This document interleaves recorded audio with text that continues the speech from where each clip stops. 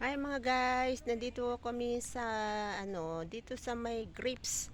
Dito sa Yanlong ano ba? Ayan oh. Kung nakikita nyo ang mga plastic na yan, yan ang mga grapes na pinuputos nila guys. Dito sila yung minsan yung mga artista dito pumupunta, ayan oh. Ayan. Oh, di ba? Ang mga artista nandito na pumupunta para mag video-video, mag-pick up ng mga namimili. Ito pala po yung factory ng grapes. Ito sa Yanlong, sa basta malapit na to sa amin. Ayan, ngayon nandito kami ng aking mga friends. Ayun sila, oh. Paakyat na sila doon. Ayun, maraming tao doon.